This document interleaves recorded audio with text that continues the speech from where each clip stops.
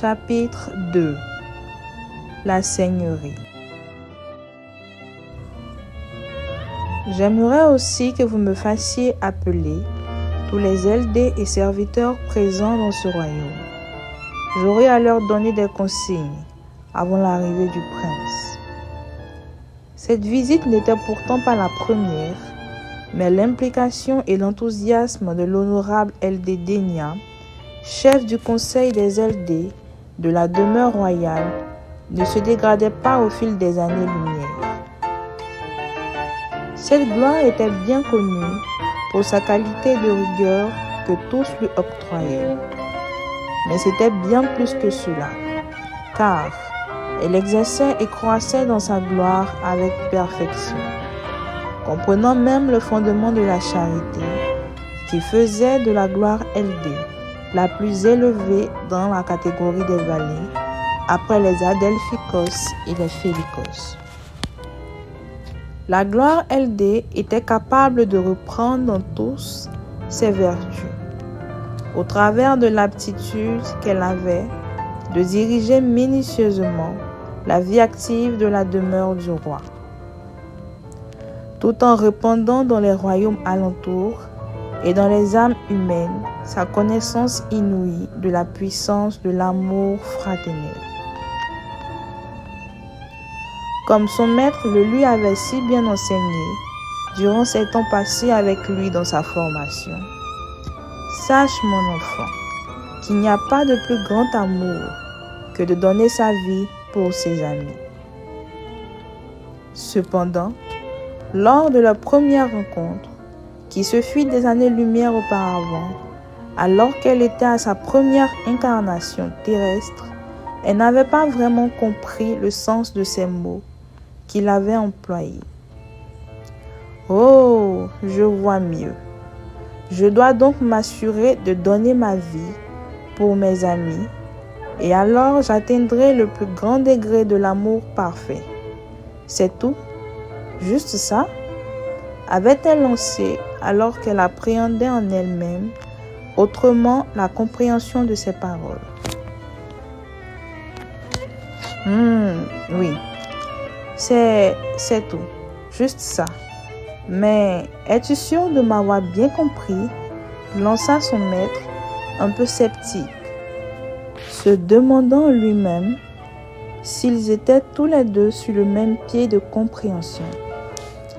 Il la savait bien imaginative, cette petite Denia, et très dégourdie de surcroît. Elle était l'une de ses disciples à acquiescer rapidement en hochant de la tête, toujours dans une effervescence pour pratiquer ses enseignements, mais tout aussi à côté de la plaque de temps à autre, faisant parfois même le contraire de ce qui devrait être fait. Mais il n'avait pas achevé sa phrase, que celle-ci courait déjà, s'élançant vers la voiture qui l'attendait, lui faisant un grand sourire tout en balançant les bras. « Soyez sans crainte, maître. Au revoir !» dit-elle en ouvrant la portière du véhicule qui était stationné en face de l'immeuble. Un instant, je ne t'ai pas expliqué les principes de cette parole. Ne vous inquiétez pas, maître. Je reviendrai la prochaine fois, criait-elle, maintenant étant bien trop éloignée de celui-ci. Ayant grandi et atteint le niveau le plus haut de l'amour vrai, je ferai votre fierté, vous verrez. Attends, fais attention, ce n'est pas au revoir, à dimanche prochain, maître, lança-t-elle à son maître, alors que la voiture venait de démarrer, laissant planter là celui qui lui faisait office de maître et qui l'avait maintenant entretenu sur une période de 3 mois.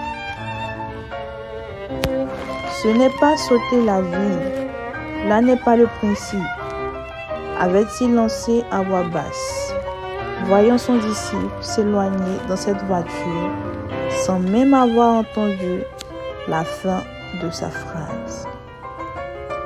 Eh bah, dis donc, j'espère qu'elle ne fera pas de bêtises cette fois, dit-il, entrant dans l'immeuble sur lequel était inscrit Magic Residence et qui leur servait de lieu de rencontre. Mais cela était mal connaître cette fameuse disciple qui avait intégré son rassemblement quotidien il y avait de cela 3 mois. Alors qu'elle passait par une grave maladie qui lui causait de fréquentes douleurs à la tête et qui l'avait faite s'évanouir et perdre conscience plusieurs fois de suite, elle fut alors conduite vers lui par un groupe de jeunes qui eux aussi prenaient part au rassemblement qui se tenait chaque jeudi et dimanche à Magic, dans l'optique de croître dans la parole que leur avait confiée le Seigneur avant son départ de terre. C'est ainsi qu'elle avait adhéré à sa communauté. Mais, à sa grande désolation, il venait d'apprendre ce mercredi matin, alors qu'il avait reçu un coup de fil de bonne heure, que sa disciple très enjouée était sur le point de mettre fin à ses jours et désirait mourir pour croître dans l'amour. Je le savais. Quelle tête de mule celle-là, criait-il maintenant à son interlocuteur qui tentait de calmer son stress derrière l'appareil. Je lui avais pourtant dit, mais elle ne m'écoute pas, même pas d'une oreille. Maître, elle dit vouloir pratiquer vos enseignements et que vous lui avez dit qu'il n'y a pas de plus grand amour que de donner sa vie pour ses amis. Nous ne savons plus quoi faire, maître. Elle dit qu'elle doit mourir aujourd'hui pour atteindre le degré de l'amour le plus élevé. Elle a même essayé de se poignarder. Que devons-nous faire? Mes enseignements? Je ne lui ai même rien enseigné à celle-là. Je lui ai juste donné la parole. Et sans même la comprendre, elle s'en est allée. Tu la connais. Toujours à interpréter mes paroles autrement et à être dans l'extrême. Reste avec elle, j'arrive. Hurla le maître à l'appareil, exaspéré d'entendre ce qui arrivait une fois de plus à son disciple.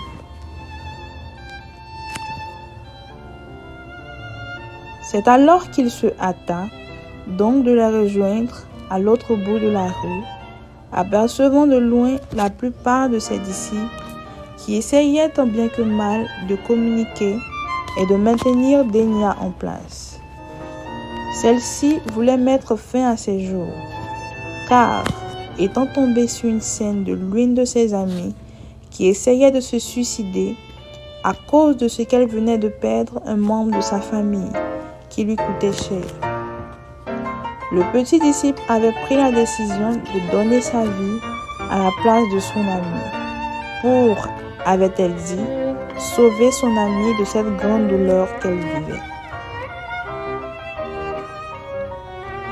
Son ami l'en avait déconseillé en lui disant que cela n'avait rien à voir avec elle, mais elle lui avait dit vouloir pratiquer les enseignements de son maître afin de manifester le plus grand amour. Son maître l'avait trouvée là, retenue par 2 jeunes de son rassemblement, qui luttaient avec elle depuis 2 heures de temps maintenant. Il l'avait alors réprimandée grandement, lui montrant son mécontentement face à ses actions démesurées et sans réflexion.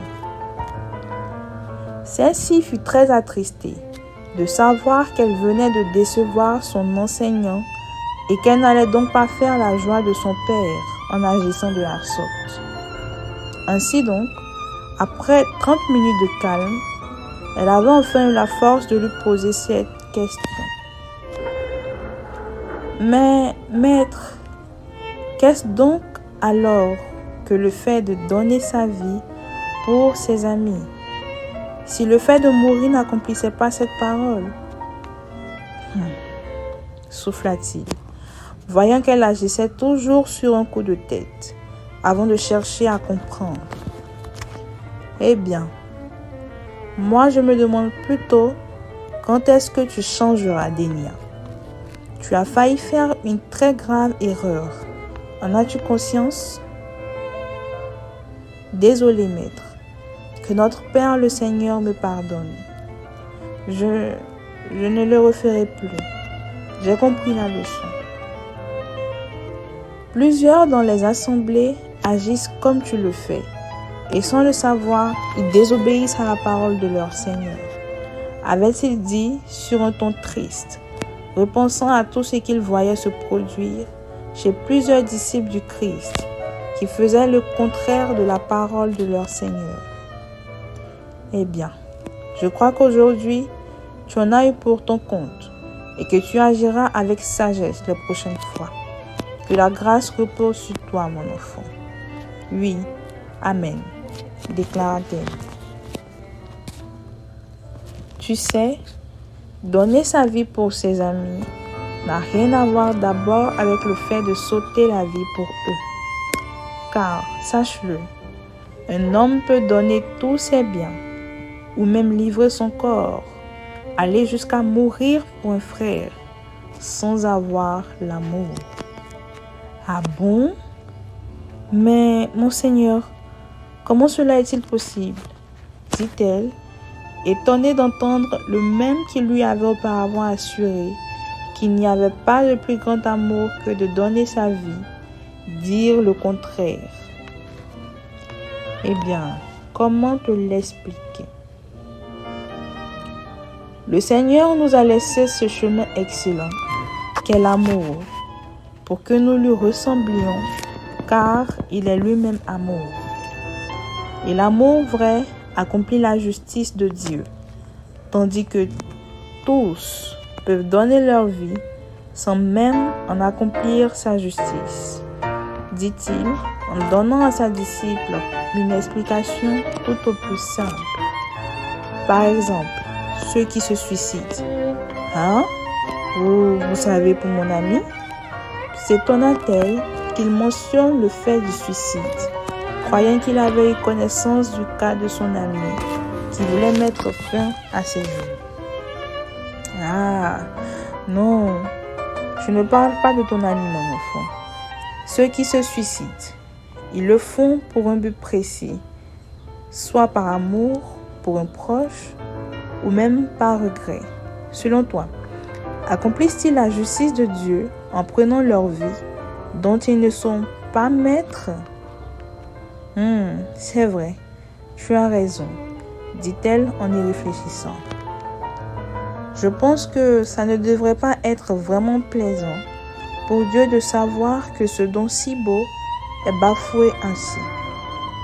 Et de surcroît, cela démontre tout simplement que tu es maître de toi-même et que tu diriges ta vie comme bon te semble, sans même te soucier de la pensée de ton Créateur, dit-il en lui souriant.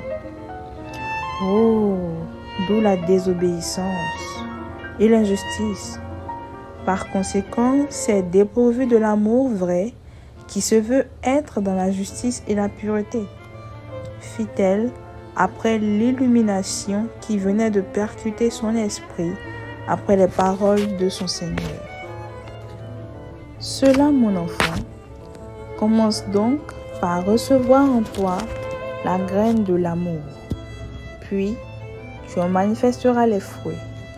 C'est alors que tu accompliras la justice en toutes choses et tu connaîtras les différentes manières par lesquelles l'on peut donner sa vie pour ses amis. Avait-il fini par dire. C'était ainsi que depuis ce jour-là, la gloire d'Enya avait acquis une compréhension profonde de ce qu'était la charité, au travers des enseignements que lui avait donnés son Père. Elle s'était alors laissée transformer par ceux-ci durant le temps de son incarnation terrestre, jusqu'à être remplie de la gloire à laquelle elle fut appelée, pour avoir ensuite une place parmi les gloires de ce royaume des saints. Parmi ces êtres de la maison royale qui appartenaient à celui qui fut autrefois son maître et son Seigneur. En ce jour, elle s'attelait donc à la gestion de l'organisation de la demeure royale, en vue de la réception de l'un des princes de la nation. une organisation qu'on définissait de divine, car, comme telle, il n'en avait jamais existé. Je serai accompagné de vous tous lorsque nous accueillerons le prince, s'exprima encore l'aile des chefs lors de la réunion qu'elle avait convoquée. Aussi, comme vous le savez si bien, les valets de prince n'ont pas accès à la chambre du roi, sauf sous ordre. Alors, moi, ainsi que mon confrère le valet kiosquier, nous chargerons d'escorter son Altesse royale jusqu'à la demeure de son père, discourait le valet Dénia, poursuivant sur son élan. Étant partiellement en service, mon subordonné Seth, dit-elle, en lançant un regard vers la rangée où celui-ci se tenait, droitement arrêté, se chargera d'effectuer la direction des préparatifs restants.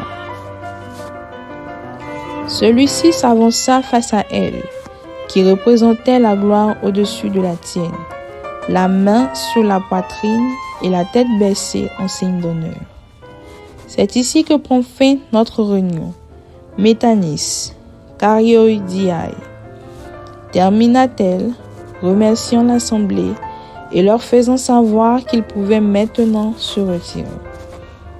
Ce fit par des applaudissements que se terminèrent les dernières recommandations du chef de tous les serviteurs de la maison royale. Pour ce jour merveilleux où l'un des princes se présenterait dans la demeure, tout le royaume se trouvait dans une effervescence et une fluidité naturelle. Chaque mouvement et pas était effectué avec aisance et harmonie. Chacun de son côté s'attelait dans sa gloire à l'ouvrage qui lui avait été confié. Certains se demandaient quel était le prince qui viendrait pour cette fois. Ou étaient-ce les 4 qui allaient se présenter? Et quelle pouvait bien être la raison d'une venue aussi soudaine? Une chose était sûre, tout ne pouvait être que joie et paix pour eux. Après tout, nous nous trouvions bien dans ce royaume éternel de paix et de justice. Il y avait ici bon nombre d'êtres qui, dans leur élévation d'esprit et dans leur recherche des choses honorables et des mystères de l'immortalité, avaient connu une ascension vers ce monde de la divinité, ayant plongé leur regard dans la parole qui pouvait sauver leur âme.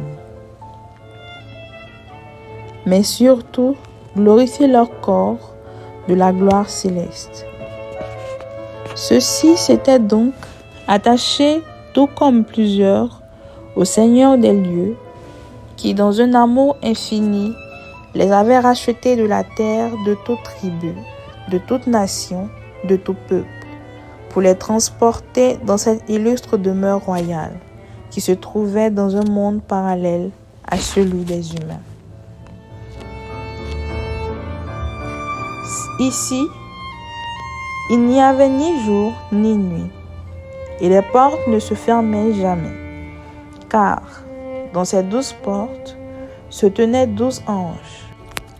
Néniel, l'ange messager, Caïel, l'ange de la royauté et de la prêtrise, Osborne, l'ange de la puissance, Michael, l'ange de la sainteté et de la justice, Uziel, l'ange de l'ouverture, Céphas, l'ange de la fermeté et de la connaissance, Péniel, l'ange de la sagesse et de la richesse, Cam, l'ange de la vérité et de la bénédiction, Novel, l'ange de la protection et de la création, Anaël, l'ange de l'unité et de la communion, Zévila, l'ange de la crainte et de l'amour de Dieu, Kélios, l'ange de la guérison et de la vie.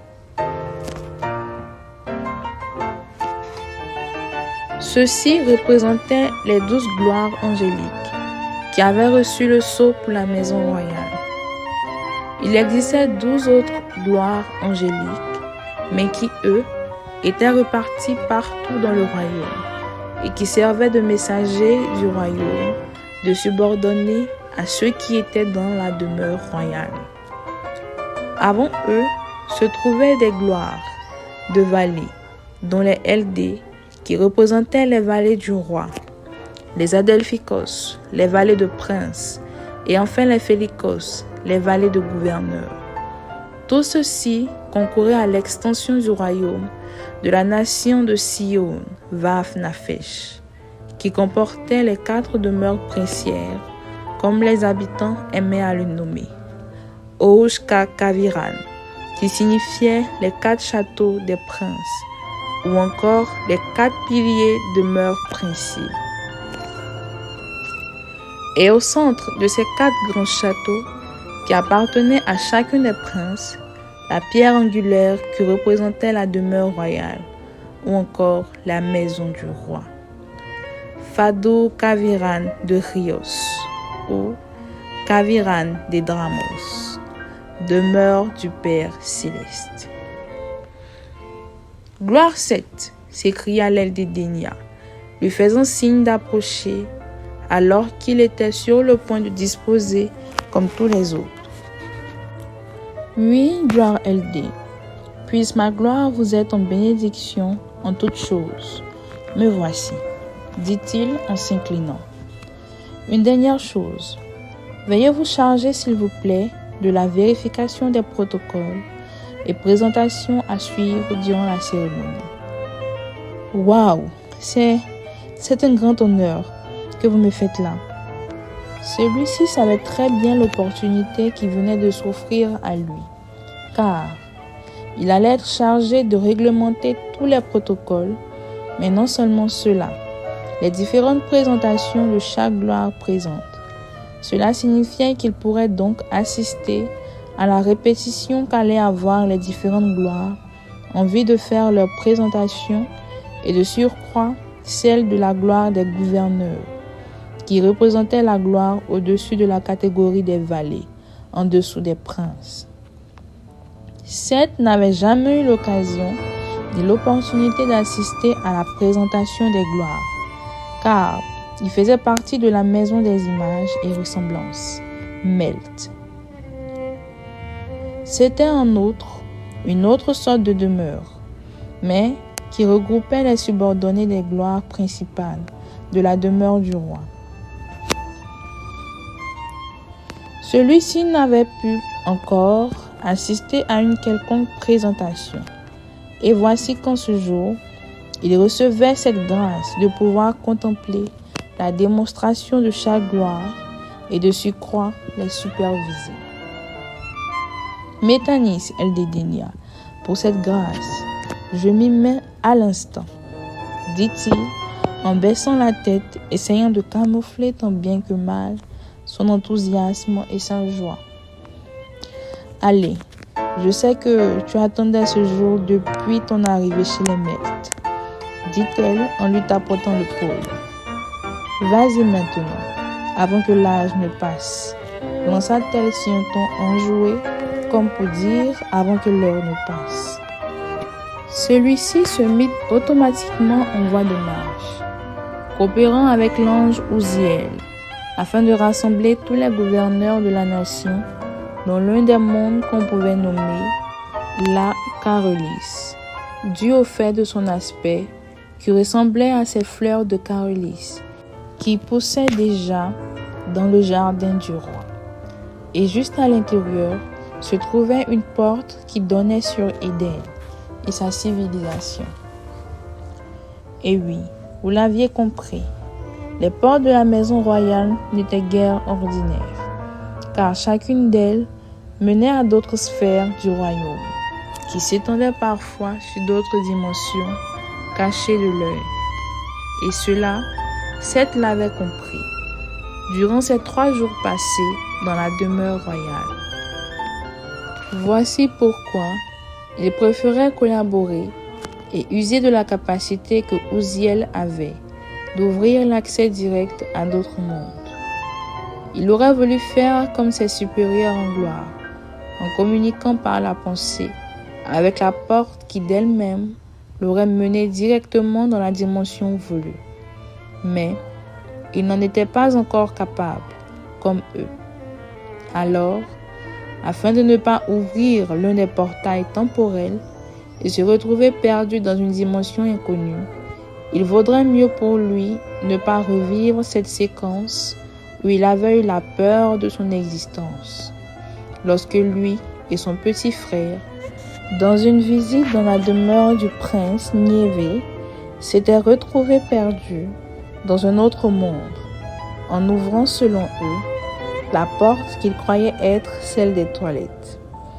Heureusement pour eux que le valet du prince en question ne se trouvait pas bien loin du petit groupe et avait pu les ramener en un bref instant.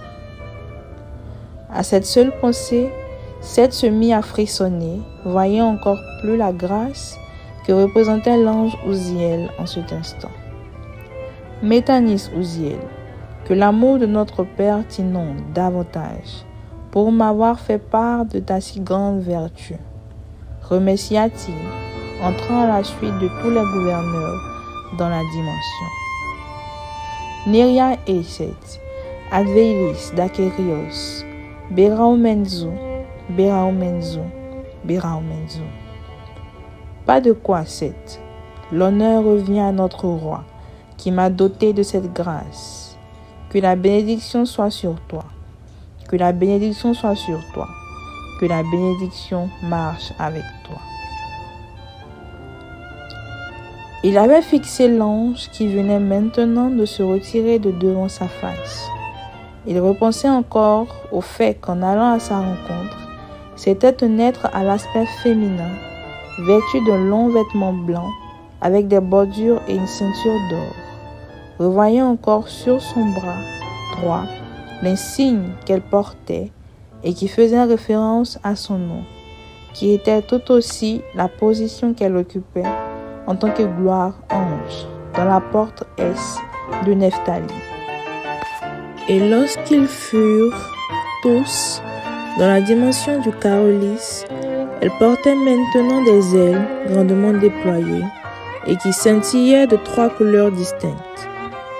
Quand il repensait au fait que ceux-ci étaient autrefois de simples humains sur la terre et qu'ici, dans ce royaume éternel, c'étaient des anges, il n'en revenait pas et ne pouvait que se souvenir de l'enseignement de son supérieur en gloire, l'Eldénia, sur le thème du métanoïa à la métamorphosis, du changement de mentalité à la transformation corporelle. Lorsqu'il revint à lui-même, Seth se trouvait face à son espérance d'enfance. Tout jeune, il avait voulu croître dans les degrés des flammes de l'amour, jusqu'à atteindre la gloire des gouverneurs, celle après les 4 princes. Ceux-ci étaient au nombre de 12.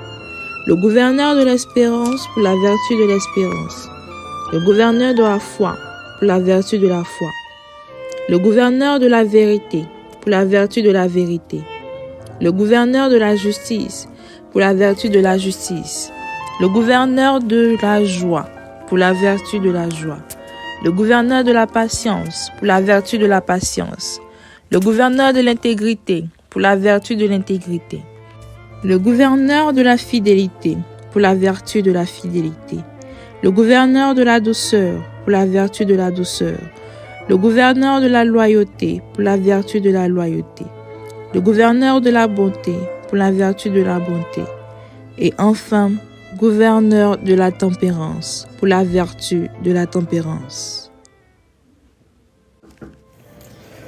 Il représentait les gloires qui portaient en elles l'une de chaque vertu qui se trouvait dans l'amour ou Nekai, et étaient les premiers chefs du peuple, étant établis sur chacune des 12 tribus qu'ils conduisaient au nom de leur père, avec fidélité et droiture. Seth se souvenait à cet instant précis de comment l'un d'entre ces dignitaires lui avait une fois lancé cette énigme, alors qu'il faisait une visite dans la demeure des Melt images. Alors, mon petit Seth, j'ai appris que tu faisais partie des petits êtres de cet endroit à désirer ardemment la gloire des gouverneurs. Lui lança le gouverneur Alithéa qui représentait la vérité s'accroupissant face au petit qui n'avait que 5 années-lumière. « Oui, » répondit-il, le regard tout luisant d'espoir. « Alors, tâche de comprendre ceci. Nul ne vient au Père qu'en passant par moi. Lorsque tu l'auras compris, reviens vers moi. Je me ferai une joie de t'enseigner afin que tu atteignes ton espérance. Nul ne vient au Père que par moi. Mais qu'est-ce qu'il voulait dire par là? Que devait-il comprendre par cette parole? Il s'était juré de le découvrir tôt ou tard. Le protocole ici était à son plus haut degré, exécuté par les hauts dignitaires qui le faisaient valoir. Ceci était d'une beauté suprême et montrait qu'il y faisait bon vivre. Tous les gouverneurs étant réunis, exécutaient maintenant les présentations qui étaient propres à chacun d'eux. Ils entonnèrent tous ensemble pour le départ l'hymne de la nation et d'un geste synchronisé, ils effectuèrent une salutation se tenant droit. Ayant les mains jointes, ils frappèrent à l'unisson de la paume droite leur poitrine en doublés successifs. Puis, la présentèrent en face d'eux sous forme de profil, pour ensuite refaire le même geste et la présenter sous forme horizontale. Ceci correspondait à la salutation générale du royaume. Aimez-vous les uns les autres comme je vous ai aimé éternellement. Ici est la preuve que l'amour du Père est en nous, dans nos cœurs. Le jour se lève et la nuit s'éteint, mais mon amour, il demeure. Le jour se lève et la nuit s'éteint, mais mon amour, il demeure. Seth admirait durant toute cette composition orchestrale et symbolique la droiture et l'harmonie qu'arborait cette gloire. Il en était ébloui. Ces flammes brûlent en moi dès à présent dans mon être. Ces flammes brûlent en moi dès à présent et à jamais. C'était sur ces notes qu'ils achevèrent tous ensemble la salutation et l'honneur qu'ils rendaient au maître des lieux, ainsi qu'au Dieu qu'ils vénéraient. Je crois bien que nous avons fait le tour, mes chers frères, de tous nos...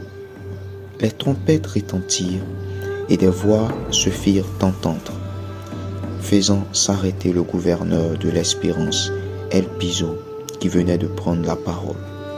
À votre attention, s'il vous plaît. Le cortège princier approche, crièrent les gardes royaux. À votre attention, veuillez tous vous réunir à la porte principale royale.